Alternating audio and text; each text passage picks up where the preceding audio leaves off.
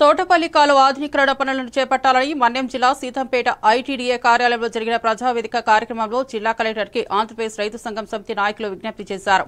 తోటపల్లి బ్యారేజీ వద్ద పాతకుడి ఎడమ కాలువలపై షెటర్స్ పనిచేయడం లేదు కనుక కొత్తగా బిగించాలని ఎన్నో ఏళ్లుగా పోరాటం చేస్తున్నామని తెలిపారు.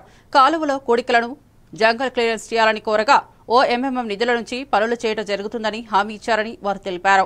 ఈ సందర్భంగా డిఈ గంగరాజు మాట్లాడుతూ ప్రభుత్వం నిధులు 16 లక్షలు మంజూరు చేసిందని టెండర్లు వేసి ఖరీఫ్ చేసిన సీజన్కు సాగునీటిలో రూపాయలతో ఎస్టిమేషన్ స్పందించాం. రేపు నాడు టెండర్ ప్రక్రియ పిలిచి ఖరీఫ్ సీజన్ సాగునీరు ఆటంకం లేకుండా చూస్తామని మాట ఇచ్చారు. అదే సందర్భంలో ప్రధానమైనది తుప్పలు డొంకలు తొలగించాలనేది.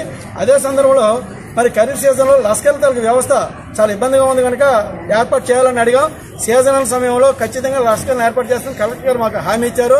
అన్నిటికన్నా కీలకమైనది ఏదైతే తోటపల్లి బ్యారేజ్ నుంచి మా ఎడమ ప్రధాన పాత కాలువ బ్రిటిష్ వాడు ఇచ్చినట్టు కాలువ ఉందో దానికి సంబంధించి కొన్ని అభ్యంతరాలు ఉన్నాయి.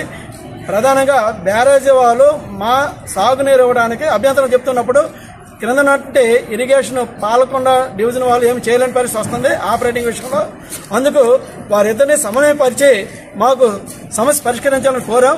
వారితో పాటు ప్రాజెక్ట్ కమిటీ కూడా ఉంది కనుక ప్రాజెక్ట్ కమిటీ, బ్యారేజ్ అధికారులు, పాత ఆయకట్టు అధికారులు పాలకొండ డివిజన్ వారు, అలాగే ఆంధ్రప్రదేశ్ రైతు సంఘం సాగు సమితి తరఫున మేము రిక్వెస్ట్ చేశాం.